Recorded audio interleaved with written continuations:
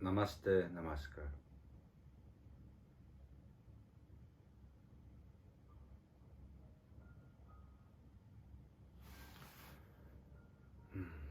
하루 됐네요. 하루를 더 해고 어제와 다른 또 오늘을 또 맞게 돼요. 익숙해진다는 게 큰 일인 것 같습니다. 처음에는 그 사람과 사람한테 이렇게 이야기를 하는 그 속에 너무 익숙해져서, 또는 혼자 생각하는 것에 익숙해졌던 생활이라, 카메라를 앞에 들이대놓고 거기에다가 이야기를 한다는 것이 정말 허공에다 대고 혼자 주절거리는 거하고 다를 바 없는 것 같아서 어색하기만 했습니다. 그것도 몇 차례 이렇게 반복을 하다 보니까 익숙해지네요. 이런 생각을 지금 하고 있어요. 저게 카메라 렌즈가 아니라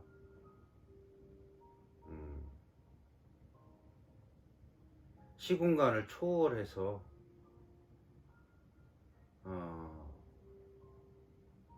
내가 기억하는 분들, 또는 저를 알지 못하는 분들일지라도 그분들과 이렇게 소통하고 열어주는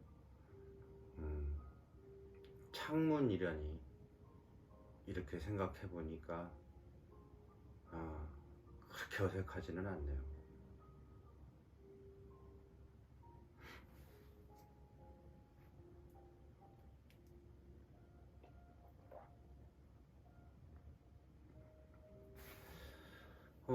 눈이 많이 내렸어요.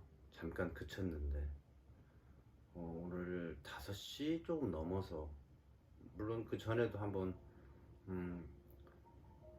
그 차 위에 좀 약간 하얗게 눈이 내려앉고 있는 장면을 보다가 잠이 들었는데, 아침에는 쌓이고 있더라고요. 계속 내리는 눈. 그래서 역시 산책 겸 옷을 하나 외투를 두툼하게 차려입고 동네 한 바퀴, 2바퀴, 3바퀴 이렇게 걸어봤어요.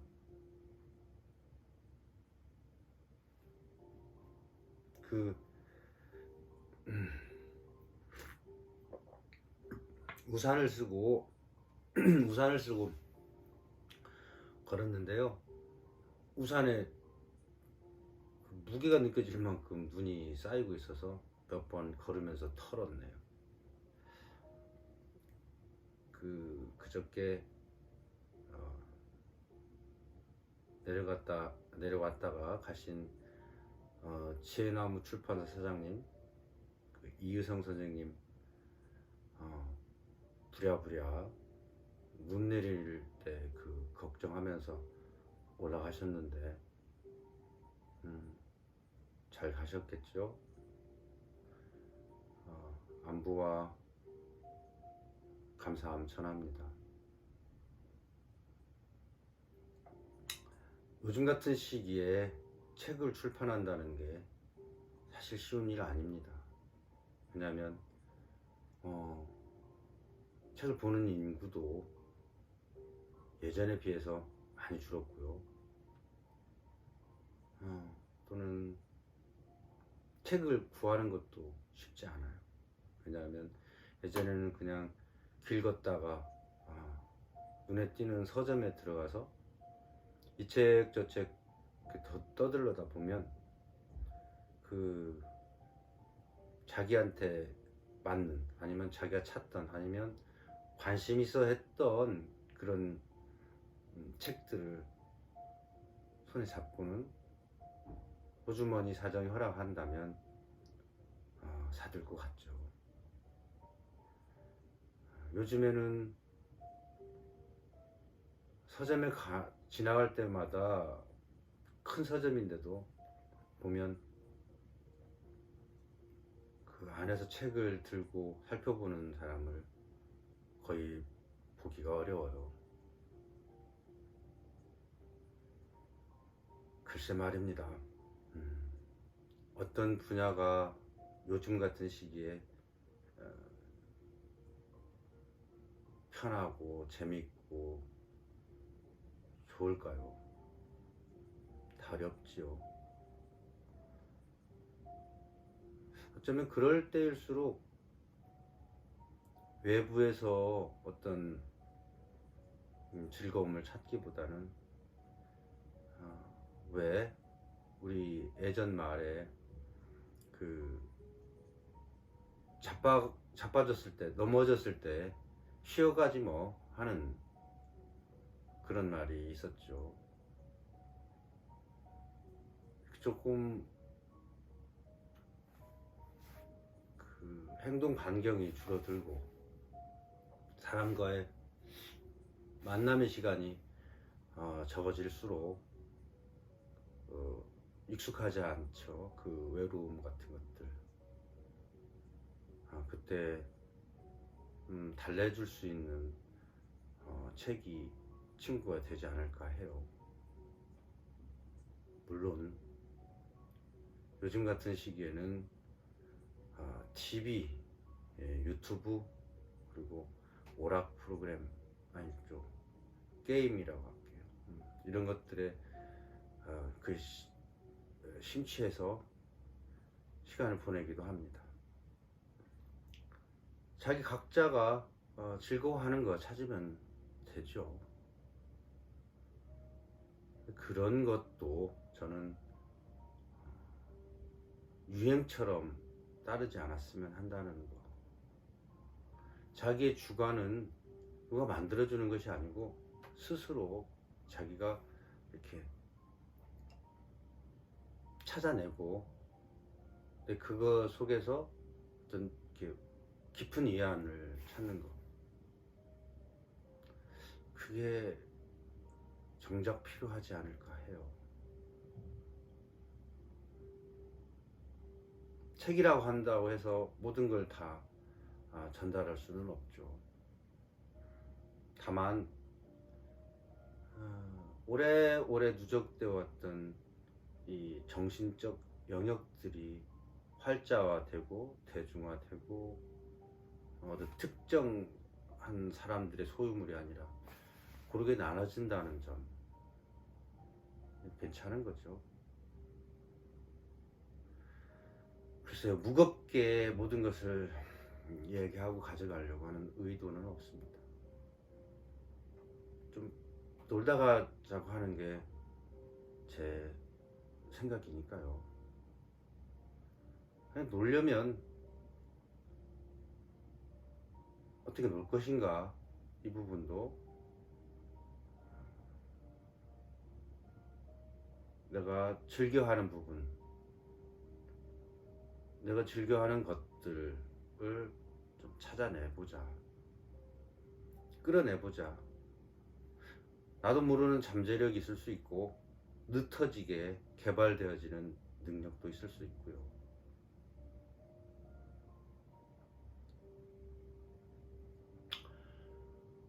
이 모니터링을 해주는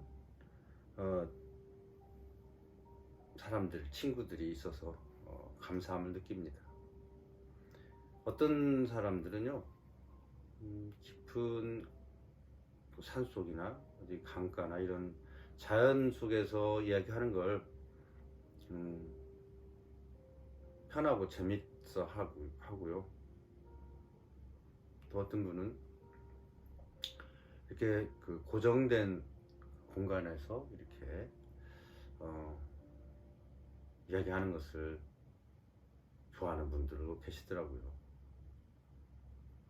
또 어떤 이들은 시간이 많다, 길다, 그런 분이 있고, 어떤 분은 메시지도 없이 너무 짧지 않느냐, 이런 말도 하고요. 메시지라는 건 뭔가 의미를 담아서 누구한테 전달하는 것 맞겠죠. 그런데 많은 기대를 하고 있다면 제가 전달하는 메시지는 별거 아닐 거예요. 왜? 다 아는 얘기니까요. 다 아는 얘기를 그러면 왜 이렇게 주고받으려고 저렇게 할까? 나하고 관련 없는 얘기는 들을 필요가 없죠. 알 필요도 없고요. 정치적인 얘기, 요즘 흘러가는 세상의 경향 뭐 이런 것들에 대해서도 얘기할 수 있겠지만 그것들은 이미 TV 켜면 뉴스에 늘 나오는 얘기 아닐까요? 나하고 관계없는 얘기를 구태여 유튜브에서 찾아내서 듣고 있을 이유는 없죠. 한편으로는 유튜브가 약간 깡패 같다는 생각을 해봤어요. 너무 일방적이니까요. 아니다. 요즘에는 실시간 스트리밍을 해서 이 보는 사람들과의 그 호흡, 그리고 주고받으면서 대화하는 거, 그건 진짜 소통이겠네요. 다 모든 사람들의 욕구나 모든 사람들의 이야기들을 다 듣고 대답할 수는 없겠지만요. 제 구독자를 살펴보니 한 3개월 정도 넘은 것 같은데 42명? 42분인가 계시네요. 감사할 일이죠. 제가 40명은 잘 안다는 거죠.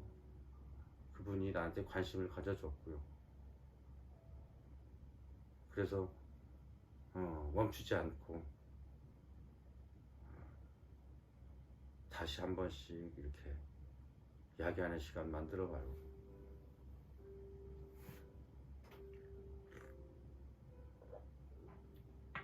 안 보면 그만이다는 것이 깡패처럼 일방적이다 그런 표현을 썼던 거죠.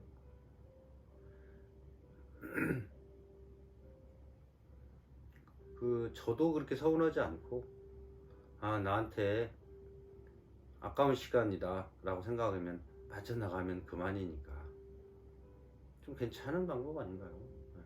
부담 없는, 언제라도 내 코드와 맞지 않다 라고 생각하면 조용히 빠져나가면 되는 것이니까요.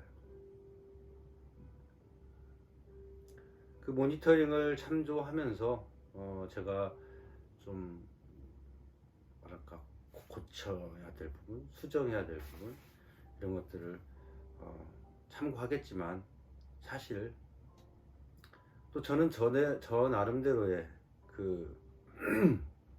죄송합니다. 저 나름대로의 색깔과 제가 하고자 하는 그 의지에 따라서 그냥 할 뿐이에요. 뭔 큰 메시지를 제가 전달할 능력이 있을까요? 눈 내리는 새벽 한 6시경 어슴푸레하고 아직 가로등이 켜져 있는 거기를 걷다가 멈추다가 이렇게 내리는 눈들을 쭉 보니까 그 정중동, 동중정, 그러니까 움직임 속의 고요함과 멈춰 있는 듯 하면서 움직이는 그 느낌들을 한동안 즐기면서 서 있었습니다.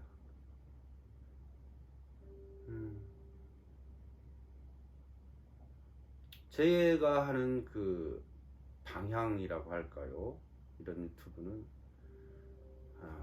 물론 지금 저 혼자 이렇게 홀짝홀짝 말하면서 목이 잠기거나 그 코 속이 말라서 킁킁거리기도 하고 그렇긴 해도 그래서 그 도움 받으려고 이 차를 한 잔씩 혼자 따르고 있지만 혼자라고 생각하지 않을게요. 차 마시는 시간에 친구하고 옆에서 아니 앞에서 좀 낮은 톤으로 이렇게 차 한 잔 같이 한다, 그렇게 이해해 주시면 좋을 것 같습니다.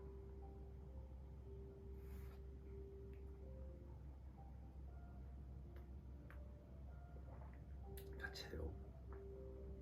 글쎄요, 차 같이 마셔주는 남자, 이렇게 주제를 잡을까요? 괜찮네요.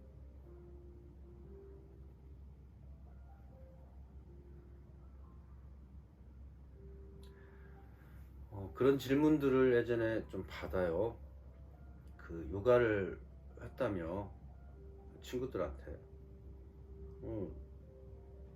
요가 한번 해봐. 어떻게 보여줘야 될지 난감해져요. 뭘 요가를 해보라고 할까? 물론 저는 그 질문의 의도는 알지만 질문을 받은 저는 난감하다는 얘기죠.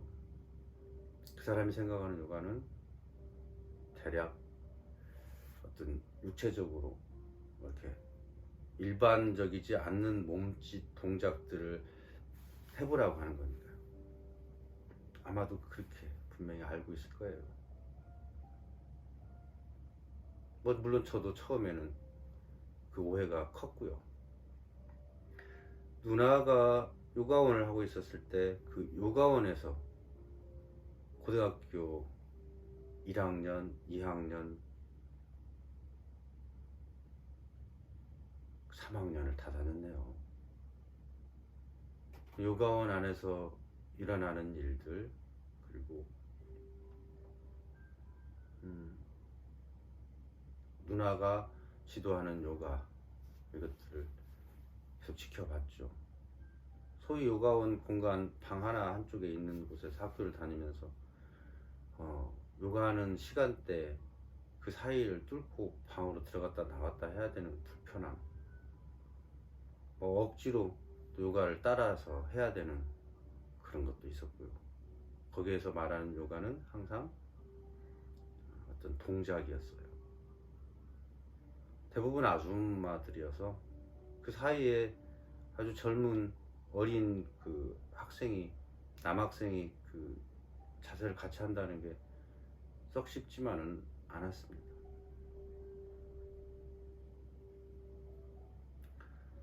누나가 운동권이라고 하면 좀 그렇나요? 민주화 운동, 그것도 좀 어색하고, 한편으로 그쪽 계통에서 오랫동안 활동을 하셨던 분이라 중학교 때는 형사들이 집 앞에서 서너 명이 서성거리면서 누나 찾고 다녔고요. 그때가 80년대 초반이겠네요. 그리고 고등학교 때쯤 돼서는 이제 데모가 일어나면 그 쫓기던 학생들, 오늘 하다가 또 내일도 모여서 해야 되는 학생들이 최루탄 가스 하얗게 뒤집어 쓰고 밤에 요가원으로 몰려왔어요. 남자 여자 막 섞여서 대학생들이 몰려왔는데 누나가 그걸 다 챙기더라고요. 물론 저는 그때 좀 많이 실망은 했어요. 왜냐면 이 친구들이 그런 정의롭게 사회운동, 독재 항거하는 운동을 하고 있다 하는데 그 두려움 때문이었는지 지금 생각하면 모르겠지만 요가원에서 술판을 항상 벌렸어요. 울고 뭐 소리치고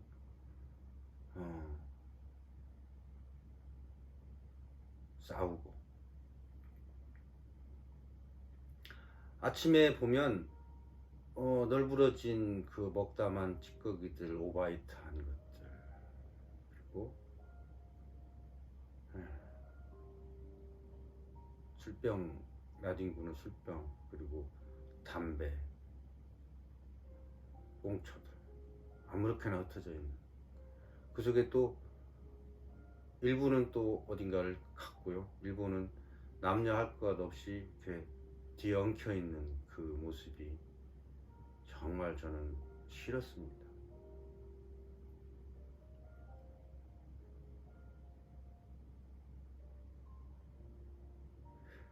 이해도 잘 안 됐고요.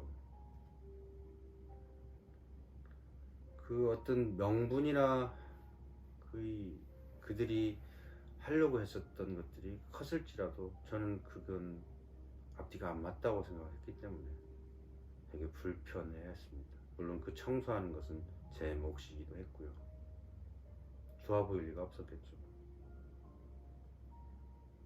그 나무집에 신세를 졌는데 그 뒤치다거리 하는, 그러니까 누나의 소중함도 잘 모르고요, 또 아침에 그렇게 그걸 다 험한 것들을 치워내는 제 존재도 모르고 또 몰려오는 거죠.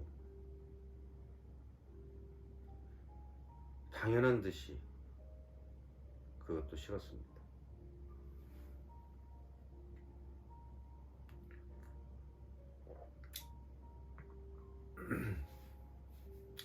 그래서 저는 대학교를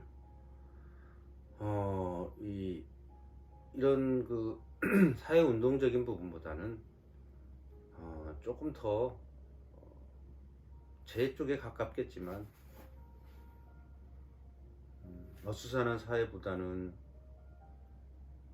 제 목적을 성취하는 그런 길로 찾아내려 노력했죠. 그래서 해양대학교의 항해학과를 지원하게 된 이유이기도 하고요. 남자로 태어나서 어떤 권력을 가지고 또는 명예를 가지고 또는 한편으로는 여자, 또 한편으로는 다른 공간을 여행하는 다른 나라라고 할게요. 뭐가 좋을까를 고민했었던 것이 아주 적당하게 맞아떨어진 것이 이름도 좋잖아요. 캡틴. 선장이 되면 다 가질 수 있었거든요. 제가 듣기로 상선을 타면 대통령 월급보다 많고요, 뭐 어선을 타도 한때는 돈을 모아서 집 샀다는 얘기들을 많이 들었었으니까요. 그리고 뭐 여자, 이건 뭐 그냥 하는 얘기고요. 다른 세계를 아주 자연스럽게 접하게 될 수 있는 것은 이 배가 이 나라 저 나라를 가기 때문에 좋겠다 생각을 했었던 것입니다. 물론 저는 그 직업을 갖지 못하고 제가 자의반 타의반 그만둘 수밖에 없었던 상황이 되어버렸는데요.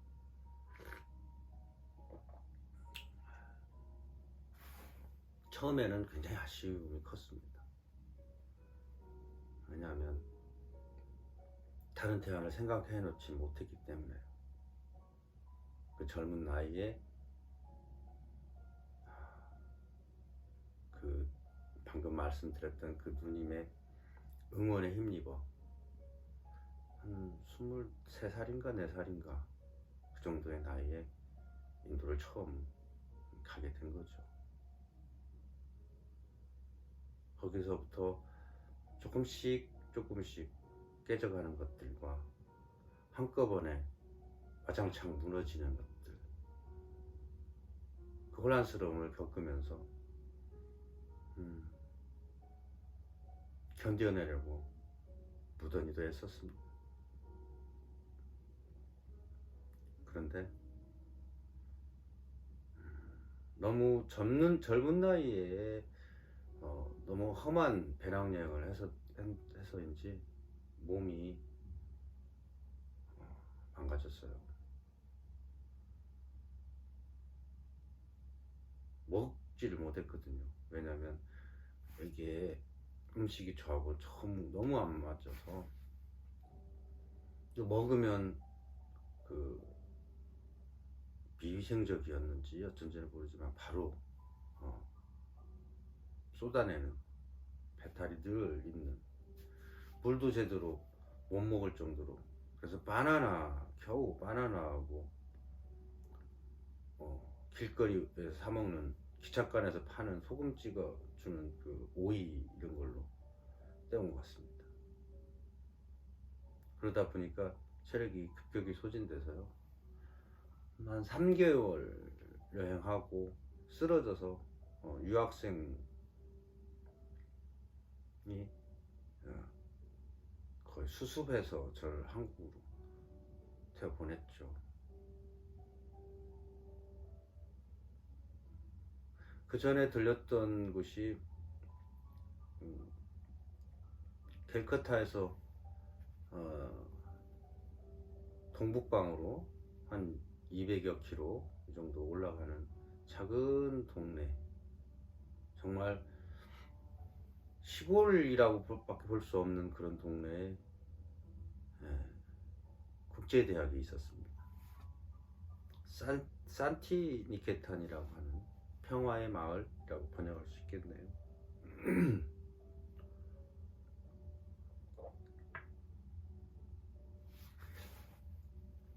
여기에서 원서를 거기를 좀 다녀보려고요. 원서를 사들고 학장도 만나 뵙고, 이제 거기서 승인을 해줘야 되기 때문에, 또 그 승인을 받으려면 한국에 돌아가야지만이 됐습니다. 한국에서 그걸 해줘야.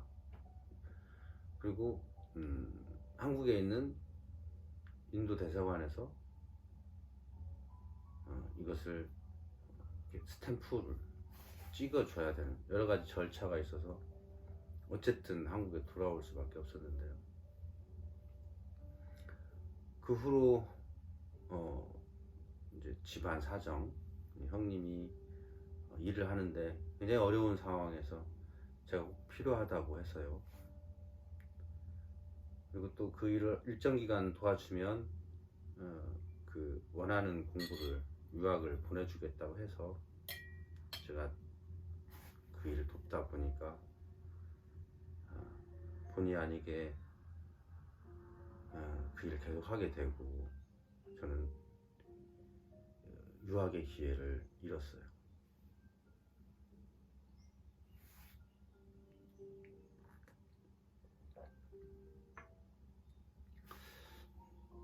아쉬운 마음에 이제 인도까지는 못 가고 중도 포기한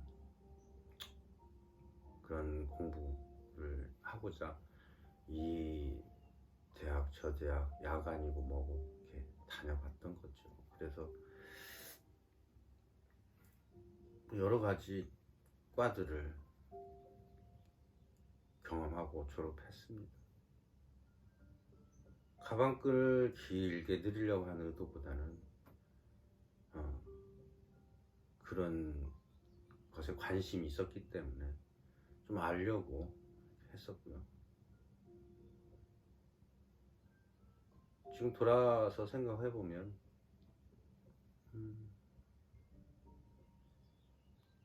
인생에 그때만 할 수 있었던 경험을 가졌었던 건 아닌가, 그런 생각해봅니다. 다시 돌아와서 아까 그 친구들이 요가를 하라고, 요가가 어떤 것이냐 이렇게 물어본 게 아니라 요가를 해보라고 했을 때 당황했다고 했죠. 숨을 잘 쉬는 사람한테 숨을 잘 쉬어보라고, 잘 걷고 있는 사람한테 잘 걸어보라고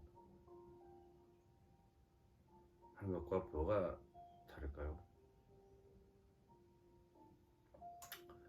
요가라는 그 개념을 완전히 바꾸기까지는 그리 멀지 않았었습니다. 인도 여행 중에는 요가가 그 몸동작, 몸짓이 아니라는 것을.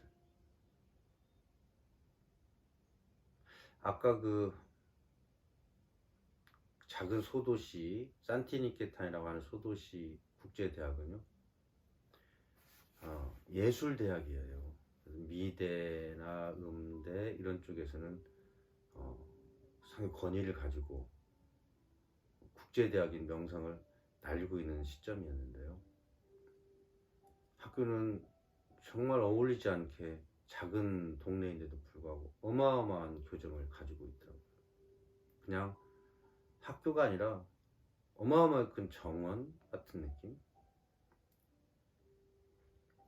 그래서 뭐 미대에서 음대를 간다든가 학관과 학관 사이를 가려면 교통수단을 이용을 해야 돼요. 그 안에 교통수단들이 있어요.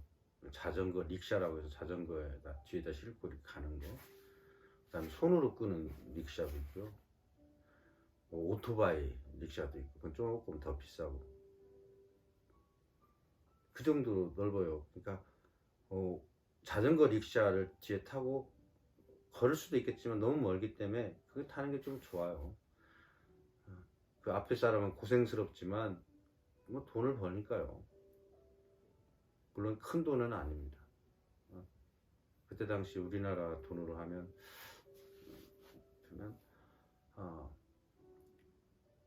한 400만 원, 아니 400원, 500원 정도 되겠네요. 한 10분 이 정도 타는데 그냥 앉아있기만 하면 돼요.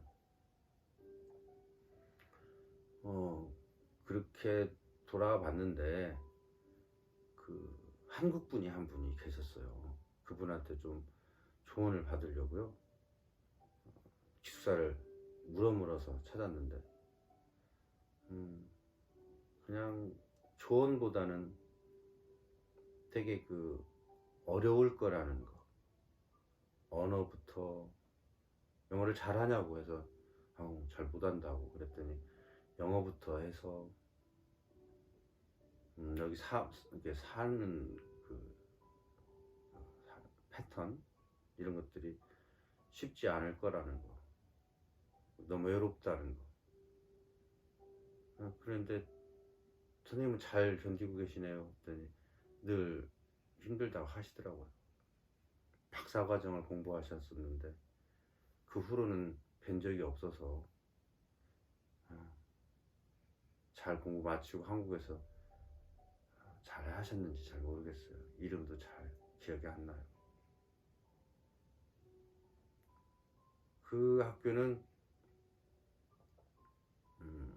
노벨문학상을 수상했던 시인 타고르가 세운 학교거든요.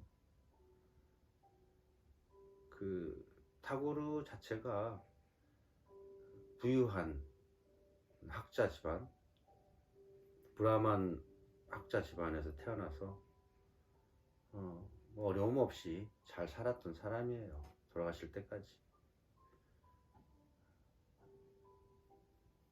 그럼에도 불구하고 그 사람 안에 내재된 감성의 깊은 그 음악과도 같은 선율들은 늘 감동적이었습니다.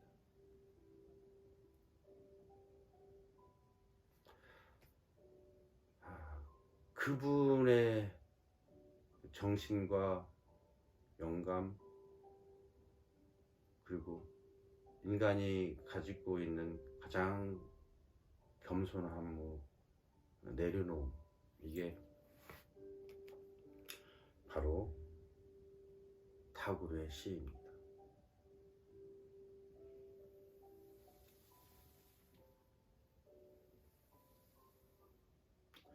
제가 쓴 거라면 이렇게까지 자랑스러워하지 않아요.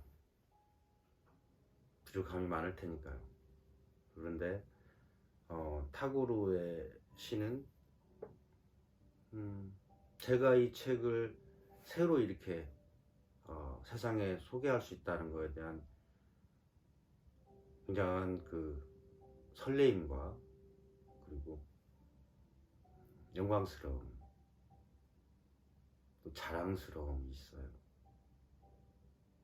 자랑스러울 수밖에 없는 것은 정말 오랜 시간 동안 이 책들을, 이 19절을 읽고 또 읽으면서 느낌을 공유했었으니까요. 정말 내가 탁오르다 하는 그런 마음으로 글자 하나를 선택하고 조금씩 수정해가면서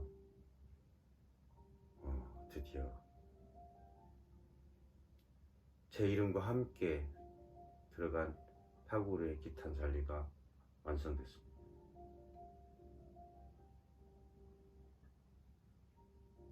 찬송가 이렇게 하면 맞겠지만, 그렇게 하면 뭐 기독교, 천주교 뭐 이런 데서, 불교에서 하는 그런 찬송가를 연상하기 때문에 저는 같은 말이지만 한국말로 풀었던 것이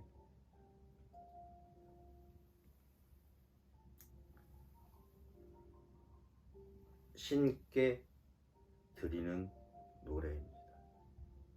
신은 운율이고 눈에 보이지 않는 선율이에요.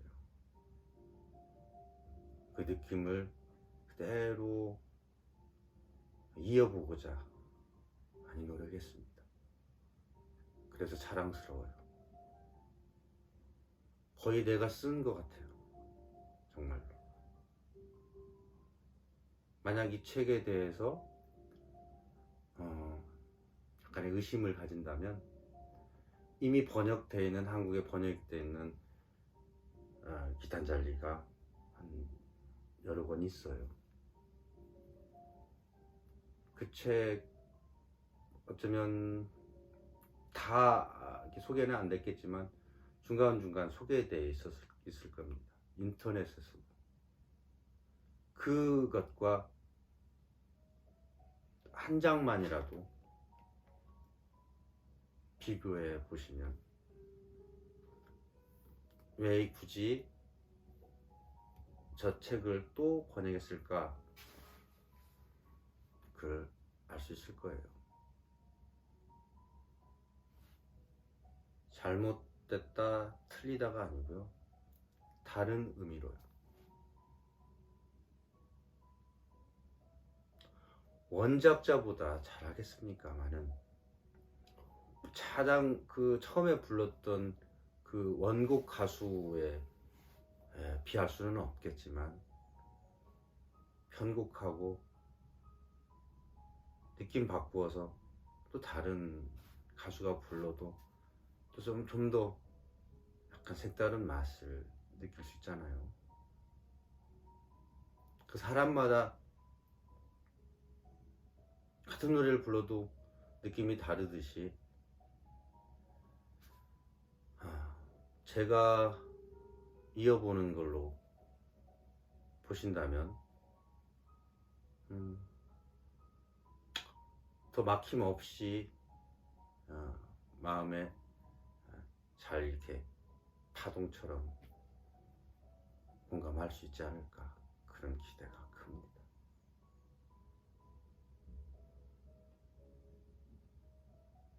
기탄잘리에 대한 소개였고요.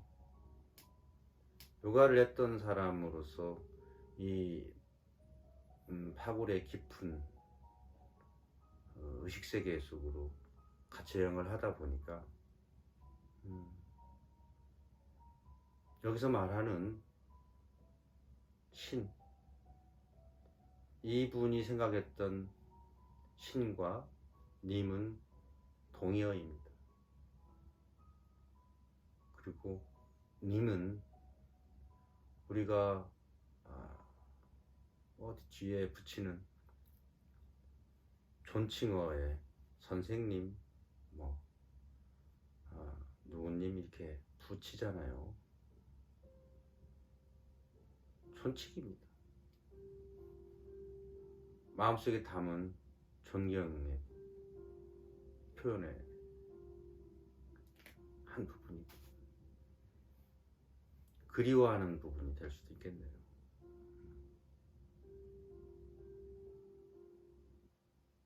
님으로 표현하고 있어요.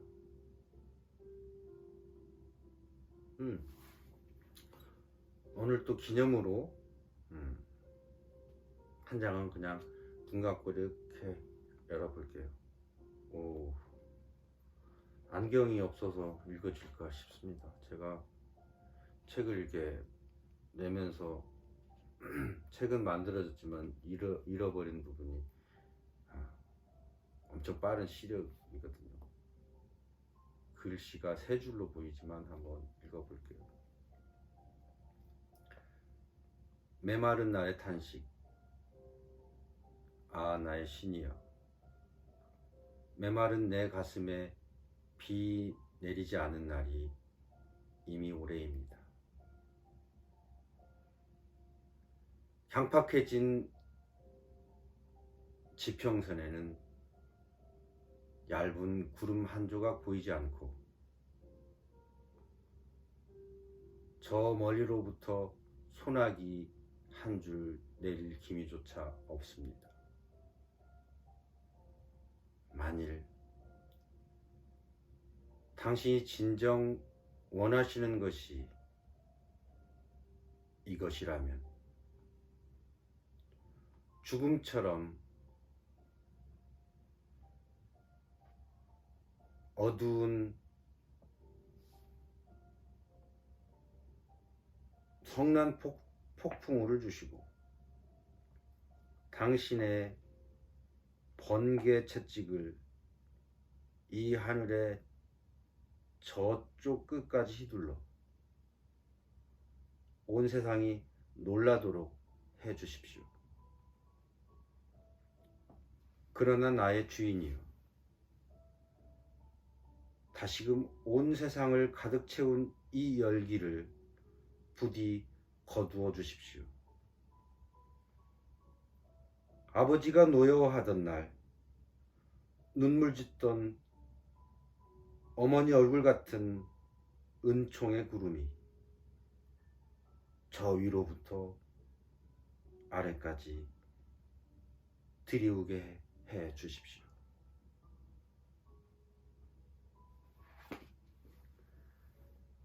새 책 나온 기념으로 시 한 수를 낭독해 드렸습니다. 눈이 그친 창밖의 세상은 고요하고 환하고 멋진 풍경입니다. 춥고 이동하기 불편하고 그런 것들은 일단 또 같이 섞어서 생각하지 마시게요. 좋은 건 좋은 걸로. 자, 오늘 하루도 좋은 날 되시기를 바랍니다.